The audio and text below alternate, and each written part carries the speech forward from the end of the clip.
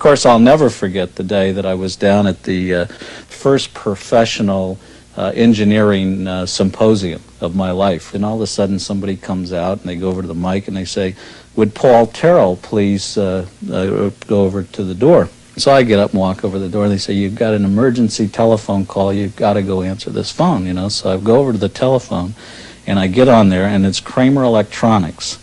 And the guy says, "I just had a couple of guys in here." He says, "I don't believe this." He said, "They were in here to buy parts to build a computer, and they had a written purchase order from you for 50 Apple I computers. And these guys have convinced me that if I sell them the parts and give them 30-day terms, that they will build these boards up, they will deliver them to you, you will pay them COD."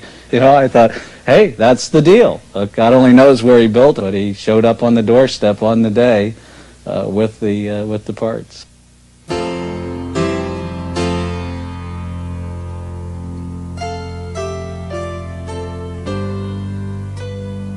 Remember how we started not so long ago. I wanted a computer my whole life. That was my big thing in life. But I could never get even near enough to actually toggle the switches and put my own program in. And all of a sudden I just realized, hey, microprocessors, all of a sudden it's affordable.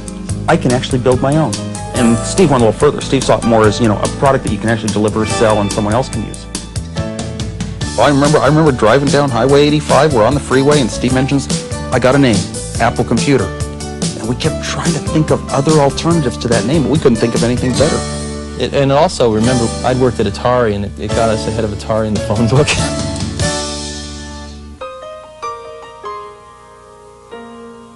Remember, an Apple I was not particularly usable for too much, but it was so incredible to be able to have your own computer. It sort of said, when you buy a computer, you don't want a bunch of switches and lights to toggle stuff in binary. You want a keyboard to start typing, and you want a video display to display all the characters. It was sort of an embarkation point from the way computers have been going in these big steel boxes with switches and lights to a completely assembled computer on a single board that you could be using within a few hours after buying it. Still, the audience had to connect it to their own video monitor, connect their own keyboard.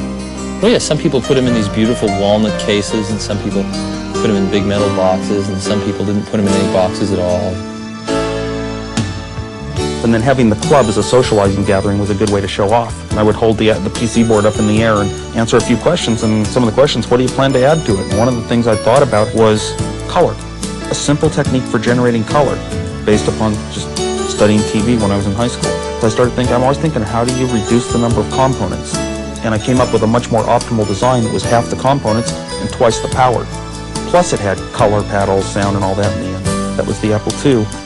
Every few days, Woz would, say, God, I've made an incredible breakthrough. I've, saved a few chips here and there. And I remember this iterative process of watching him get to this incredible stage, but then figure out a way to take another few parts out and add 3 more features. And it kept getting better and better and better. And it was like a polishing. It was like you had something really neat to start with, but then you just polished it, and it got better and better and better and better and tighter and tighter. And it ended up, of course, being legendary. Our dream was to have a computer in a plastic case, sort of, as a statement against those big metal boxes. And then Jerry Manick was the person that designed the Apple II case. From the time I met Jerry Manick to the time we had final drawings was 3 weeks. So we didn't try a lot of things. We just did what we thought would be great. And I think, if you look at an Apple II today, it still looks good.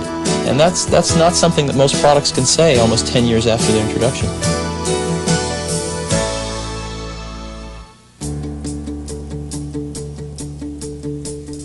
We started small. We started with nothing. 2 guys and $1,300. And because of that, we've had to depend very heavily on other people, the users, the dealers. And so we established a much better relationship with our dealers and our customers. And the dealers loved the Apple II. The dealers from the very beginning loved it because they could just sell this one box for the first time. They didn't, remember the early dealers used to have people in the back rooms assembling the kits for people that didn't want to assemble them themselves. And it was sort of a real hobby hangout. I had this retail store in 1975. We opened the Byte Shop, officially opened the doors. I remember Steve one day came by and said, this is insane. You have to build these things. That somebody should make an assembled computer and this thing would just grow so much faster. We've helped create an entrepreneurial computer programmer. You can sit at home, write a program, and hope to make $1 million off it, just the way a rock star could hope to cut a tape, make a record, and make $1 million off that. I remember the first day this real tall guy named Dan Filestra was walking through Banley 1, which was the only building we had at that time, and with this diskette saying, "This is going to be a revolution," you know. I said, "What's that?" And he said, "Oh, we haven't got a name for it, but it's sort of a way to put rows and columns of numbers together. It's sort of like a visible calculator," you know, and that was what he was calling it at that time. And it would only work on one computer, the Apple II, because it was the only one of those personal computers that had enough memory. That was the first time that software sold hardware.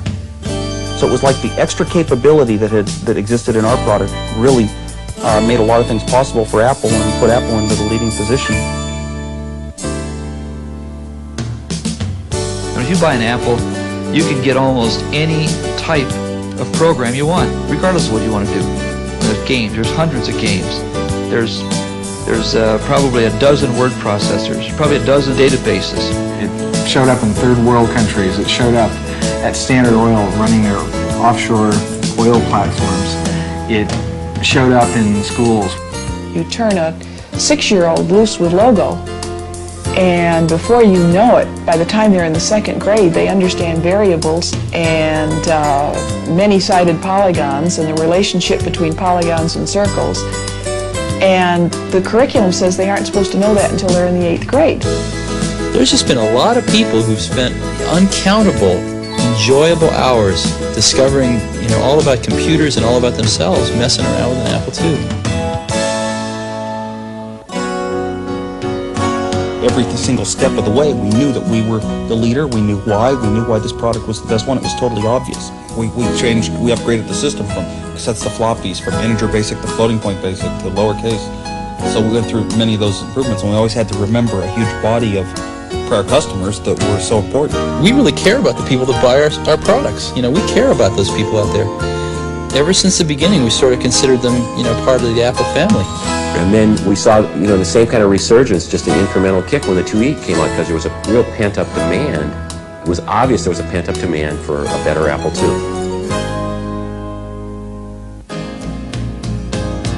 It provides more solutions for more people in terms of software and hardware put together to do a job than any computer in history.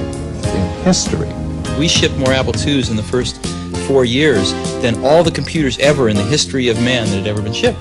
There's a lot of resurgence of interest in the II. And what's really interesting is you read more and more articles and you see more and more quotes about the Apple II lasted forever. I think it all just stems from mostly Woz's perception of the universe, which is trying to make stuff really great and really simple. It's so neat, you know, it's so fun to see. I don't know what's going to happen, but you know, I'm just watching these guys, and you can just see those wheels spinning, and you know, oh boy, they're going home working, and there's some good stuff that's going to happen. I mean, it's everything from, you know, the first piece of machinery that brought computing to people to the, you know, sort of two kids in garage make good.